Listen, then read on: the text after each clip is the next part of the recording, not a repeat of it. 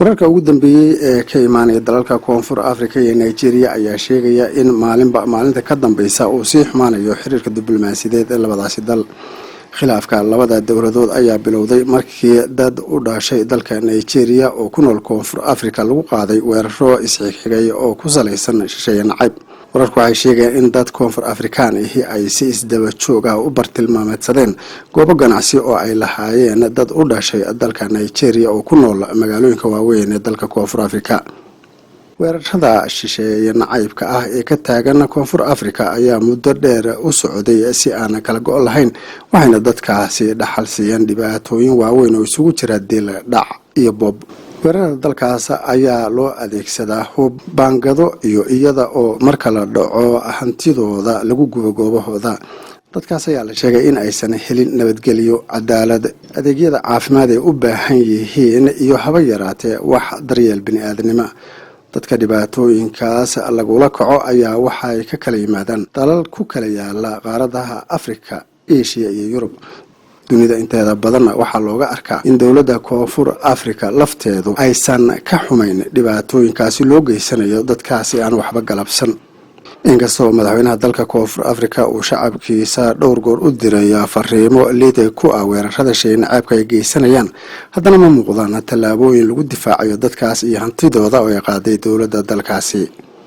arrinta ayaa dunida inteeda badan ku dhalisay ama kaag, waxaana inta badan la isweydiinayaa sababta dowladda Koonfur Afrika ay u difaaci la'dahay ama ugu amri la'dahay dadkaasi inay dalkeeda ka baxaan. ugu dambeynna dowladda Nigeria ayaa u dulqaadan weyday gabadfalada joogtada ah ee lagu hayo muwaadiniinteeda ku nool Koonfur Afrika oo ah dowlad uu ka dhaxeeyo xiriir diblomaasiyadeed oo xoog leh. madaxweynaha Nigeria ayaa dowladda Koonfur Afrika marar badan u gudbiyay cabashooyin ku aadan dhibaatada loo geysanayo dadkiisa, hase yeeshee aan waxba laga qaban. markii xigay ayuu ergey gaar ah u diray madaxweynaha Koonfur Afrika si looga xaajaysto arrimaha ay ka cabanayaan. waxaase la sheegay in socdaalka ergeygaasi uusan noqon mid miro dhalay. arrimaha labada dal oo halkaasi maraya ayna sii kordhayaan dhibaatooyinka lagu hayo dadka shisheeyaha ah ee ku nool Koonfur Afrika ayaa dadka Nigeriaanka ay bilaabeen in weeraro ay ugu argudayaan dadkooda ku nool Koonfur Afrika ay ku qaadaan dadka u dhashay Koonfur Afrika ee ku nool Nigeria. wararkii ugu dambeeyay ee ka imanaya Nigeria ayaa sheegaya in dowladda Koonfur Afrika ay si ku meel gaar ah u xirtay safaaradda ay ku leedahay Nigeria kadib markii ay sii kordheen weerarada lagu bartilmaameedsanayo muwaadiniinteeda. weerarada ugu badan ee looga argoosanayay Koonfur Afrikaanka ku nool Nigeria ayaa lagu soo warramayaa inay dhaceen Talaadadii iyo Arbacadii aan soo dhaafnay. shirkadda isgaarsiinta ee lagu magacaabo MTN oo laga leeyahay Koonfur Afrika aadna uga hawlgasha Nigeria ayaa lagu soo warramayaa in ay xirtay gabi ahaanba xarumihii ay ku lahayd dalka Nigeria. wasiirka arrimaha dibadda ee Koonfur Afrika ayaa si cambaareeyay weerarada shisheeye nacaybka ah. dowladda Nigeria waxa ay sheegtay in ay u yeeran doonto danjiraheeda fadhiya Koonfur Afrika isla markaana aysan ka qayb gali doonin madasha dhaqaalaha adduunka oo lagu wada toddobaadkan soo socda inuu ka furmo dalka Koonfur Afrika. waxay kaloo sheegtay Nigeria in dowladda Koonfur Afrika ay ka doonayso magdhowga khasaaraha loo geystay muwaadiniinteeda. ku dhawaad 70% shisheeyaha Koonfur Afrika ayaa ka soo jeeda dalalka dariska la ah ee Zimbabwe, Mozambique iyo Lesotho. inta ka soo harta ayaa ka kala yimaada dalalka Malawi, UK, Namibia, Eswatini, India iyo dalal kale oo ay ka mid tahay Soomaaliya.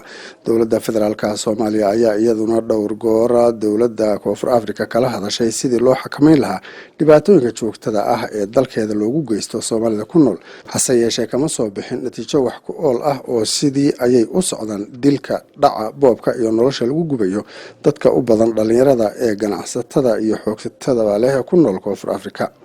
sida ay baahisay idaacadda BBC-da Koonfur Afrika waxaa ku nool dad shisheeye ah oo tiradiisa lagu qiyaaso 3.6 milyan oo qof. weerarada ugu badan ayaa dadkaasi shisheeyaha ah loogu geystaa gobolka Qoyig oo ay ku yaalaan magaalada caasimadda oo ah Koonfur Afrika ee Pretoria iyo magaalada ugu weyn dalkaas ee Johannesburg. waxaa iyaguna kaalimaha labaad iyo saddexaad soo gala gobolada Western Cape iyo KwaZulu-Natal oo ay ku taalo magaalada Durban. waxaase jira weeraro ka tira yar oo ka dhaca degmooyinka iyo tuulooyinka fogfog. dadka geysanaya weeraradaas ayaa ku andacoonaya in dadka shisheeyaha ahi ay ka shaqaystaan shaqooyin ay iyaguba u baahan yihiin, iyaga oo sheegaya in boqolkiiba 27 muwaadiniinta reer Koonfur Afrika ay shaqo la'aan yihiin. hase yeeshee shaqo la'aanta ka jirta dalkaasi ayaa waxaa loo aaneynayaa liidanaanta dhaqaalaha ee ka jirta Koonfur Afrika ee aysan jirin awood shisheeyuhu ay ku boobi karaan xuquuqda dadkaas oo ay yihiin xoogsato iyo ganacsato.